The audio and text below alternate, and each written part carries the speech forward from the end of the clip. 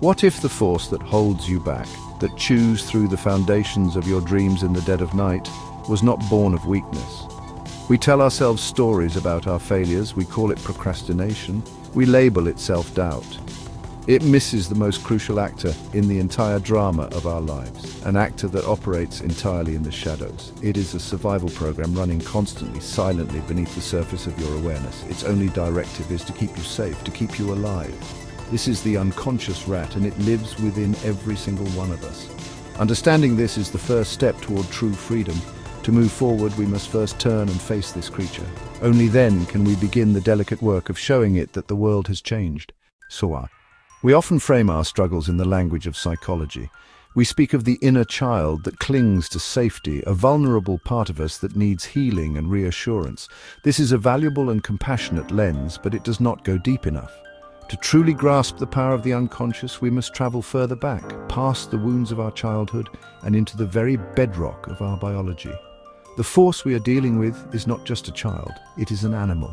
It is an instinctive, pre-verbal creature whose responses are lightning-fast, automatic, and completely divorced from our conscious, rational desires for growth and happiness. Imagine a rat in a maze. It does not deliberate. It does not weigh pros and cons. It runs on pure, unadulterated instinct. It follows patterns that have previously led to food or safety, and it violently avoids paths associated with pain or electric shocks.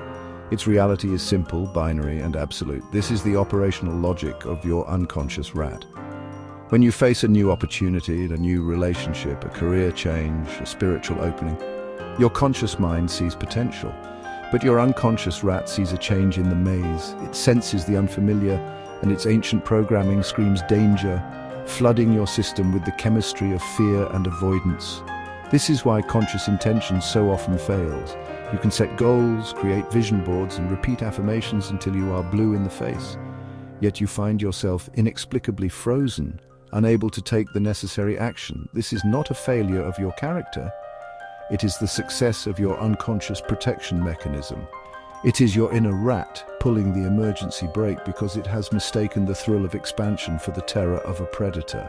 It is doing its job perfectly, protecting you from a perceived threat, even if that threat is the very thing your soul craves most. The patterns it runs are etched by trauma, both large and small, a harsh word from a teacher, a childhood rejection, a moment of profound fear. Each event is a shock in the maze, teaching the rat which pathways to avoid forever. These lessons become deeply embedded in the nervous system, operating far below the level of conscious memory.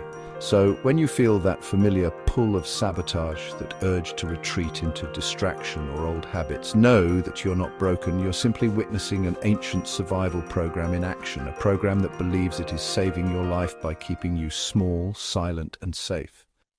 The discovery of this unconscious rat is not a cause for despair.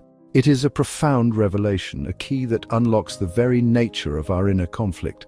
It frees us from the tyranny of self-blame and offers a new, more compassionate and infinitely more effective path forward. The goal is not to kill the rat. You cannot wage war against your own biology and hope to win. To attempt to destroy it is to fight against the very foundation of your being. Such a battle only creates more internal strife, more stress, and reinforces the rat's conviction that the world is indeed a dangerous place that requires its constant, fearful vigilance.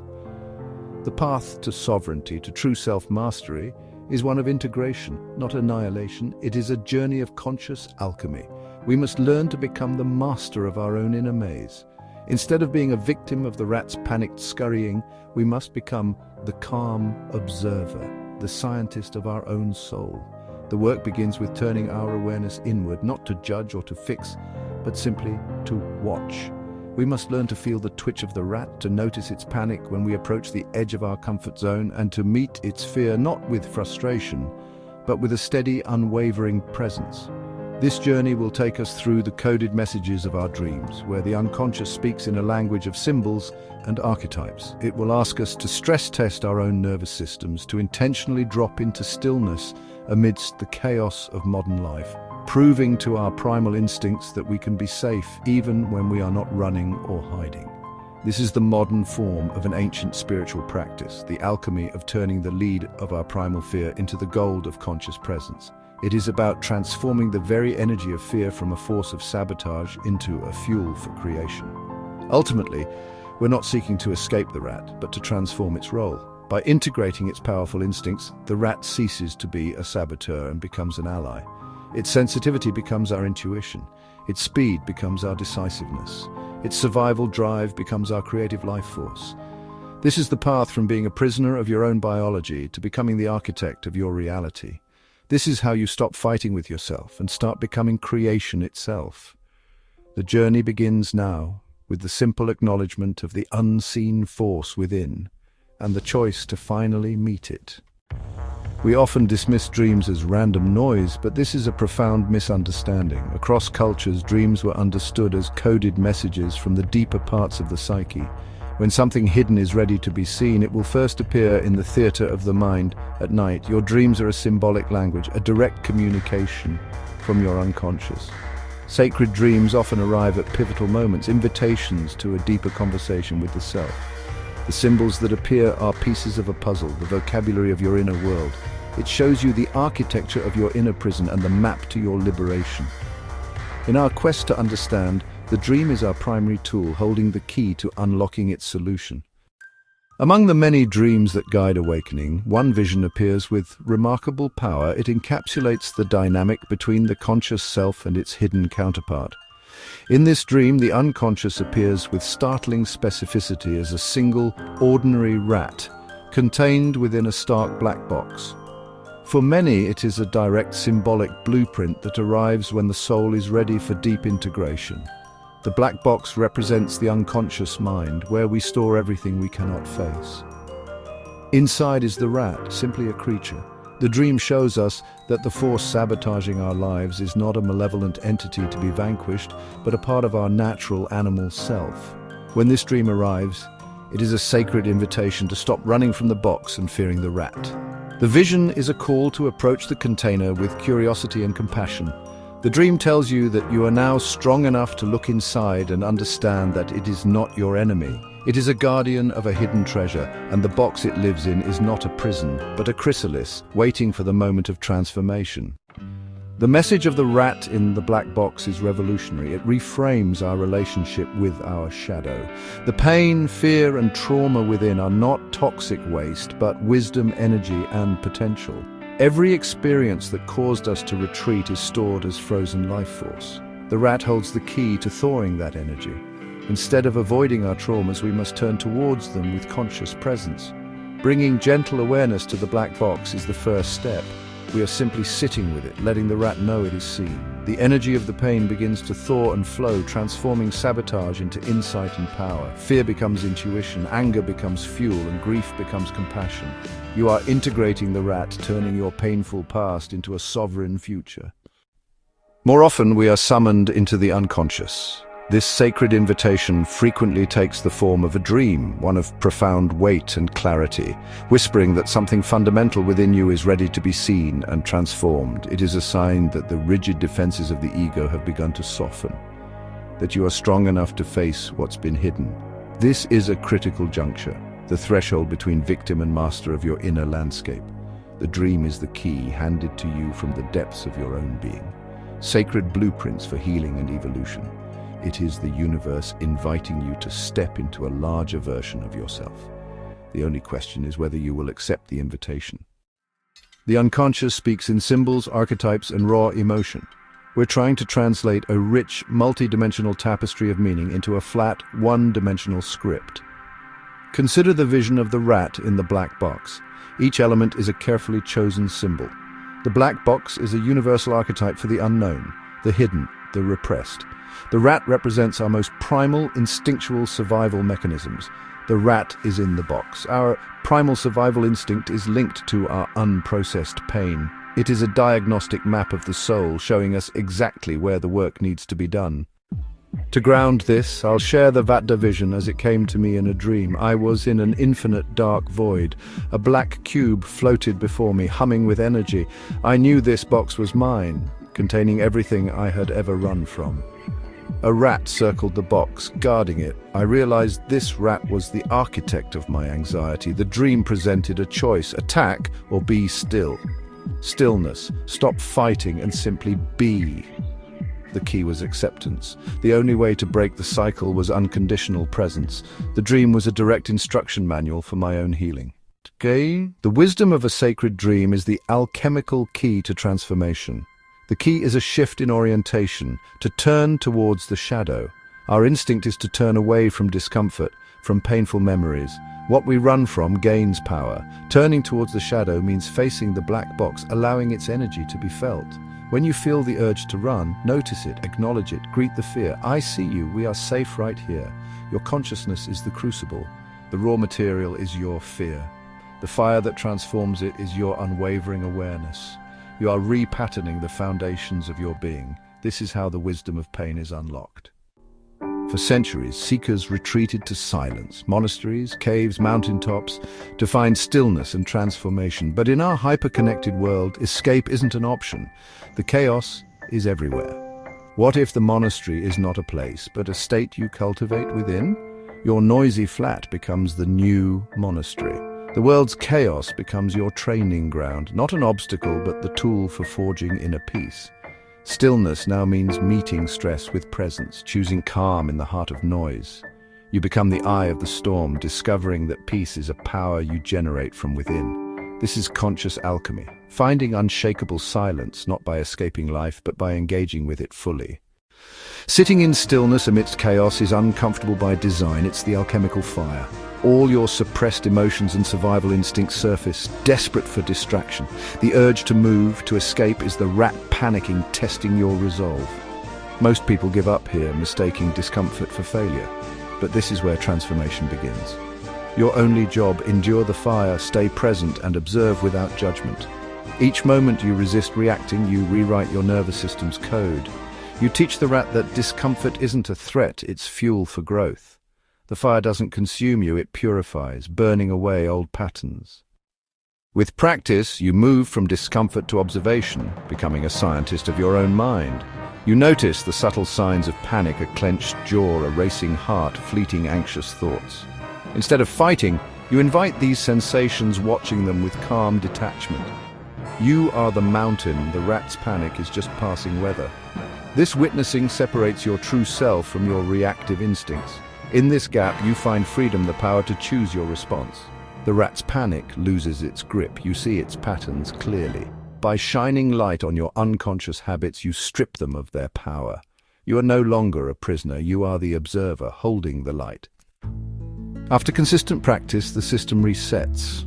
The rat's frantic energy fades. Old trauma patterns dissolve quietly, like a long-held muscle finally relaxing. The energy once trapped in vigilance is released, and the body completes its stress cycle. You don't force healing, you create the conditions for it. What remains is a vibrant, alive stillness, a new default state. The unconscious rat is at rest, its job done. You've integrated your system, upgrading from survival to sovereign presence. Eventually, the need for healing itself dissolves. The struggle and effort give way to simply being presence. The separation between observer and observed vanishes. Integration is complete. You become the frequency of healing, not just its practitioner. Internal conflict ends, and your energy is liberated for creation. No longer fixing the past, you're free to build the future. The end of healing is a new beginning, a shift from recovery to creation. Now, the universe pours through you, unimpeded. In this integrated state, the unconscious rat transforms from saboteur to ally. Its energy and sensitivity are now harnessed for conscious creation. Fear becomes fuel, vigilance becomes intuition. The survival drive, once rooted in fear, now powers your urge to create and thrive. The rat is no longer a shadowy saboteur, but the artist, the innovator, the source of flow. Creative impulses arise naturally, powered by liberated life force. The rat provides raw energy and intuition. Your awareness gives direction. Your greatest saboteur becomes your most brilliant collaborator, the engine of your genius. Before the great dissolving, stillness was a practice. It was something you had to consciously cultivate, an effortful act of holding steady against the inner storm of the rat's panic. It required discipline and willpower, but after the integration, stillness ceases to be a practice and becomes your natural state of being. It is no longer something you have to work for, it is the ground from which you operate. The nervous system, having been reset and repatterned, now defaults to a state of calm, open presence. The inner chaos has subsided, replaced by a deep and abiding silence that underlies all your experiences. This is not a dull or lifeless stillness, it is a vibrant, resonant peace, alive with potential. It's the quiet of a deep forest, teeming with unseen life, rather than the silence of an empty room. From this foundation of inner quiet, you perceive the world with extraordinary clarity. The frantic, fear-based mental chatter that once clouded your judgment is gone. You're able to see situations, people, and opportunities as they truly are, without the distorting filter of past trauma. Your decisions become less reactive and more responsive, guided by a clear, intuitive knowing that arises from the quiet. This default state of stillness fundamentally changes your relationship with the world. You are no longer easily provoked or thrown off balance by external events. The chaos of the world can still happen around you, but it no longer penetrates you. You are the eye of the storm, a center of unwavering calm. This makes you incredibly resilient and effective. You waste no energy on unnecessary emotional reactions, freeing you up to act with precision and wisdom. People may even comment on your calming presence, as your own regulated nervous system has a co-regulating effect on those around you. This is the embodiment of true power. It is not the power to control the world, but the power to remain sovereign within it. Your peace is no longer conditional, no longer dependent on getting what you want or avoiding what you fear. It is unconditional, arising from the very core of your integrated self. Stillness is no longer a temporary refuge you retreat to. It is the home you carry within you wherever you go. This is the profound rest that the soul has been seeking, a peace that is not the absence of life, but the very foundation for living fully. For most of our lives, we operate as consumers of reality. We seek stimulation from the outside world to make us feel alive, to distract us from our inner discomfort. We look for the next exciting experience, the next relationship, the next achievement to provide us with a sense of care, validation, and purpose. We are dependent on external sources to regulate our own inner state. This entire dynamic is driven by the unconscious rat, forever seeking something outside of itself to soothe its anxiety or provide a momentary hit of pleasure. It is a life lived in a state of perpetual neediness, always looking outward for the solution. When you become creation, this entire paradigm inverts. You cease to be a consumer of stimulation and become the source of it. You no longer need the world to provide you with care because you have become the embodiment of care. You no longer seek integration from external sources because you are the frequency of integration itself. The endless search for something more outside of you comes to a final, peaceful end. You realize that everything you were ever looking for was already contained within your own being, waiting to be activated and expressed. This is the essence of sovereignty. You are a self-generating, self-regulating system. Your joy, your peace, your sense of purpose are no longer dependent on external conditions. They are generated from within, from the inexhaustible wellspring of your integrated life force. You become a creator, not a reactor.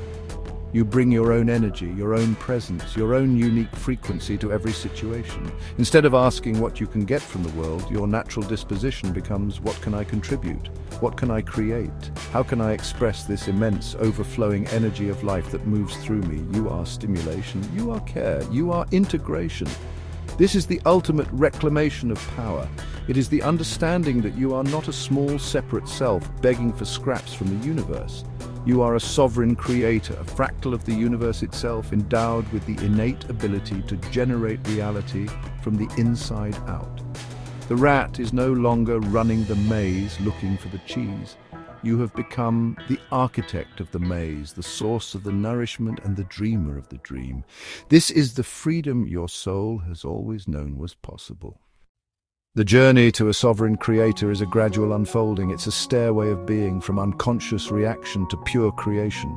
First recognition, looking within, then observation and non-reactive presence. Next, deep feeling and compassionate embodiment. Pain is met with love and release. Embodying love, your presence becomes a healing force.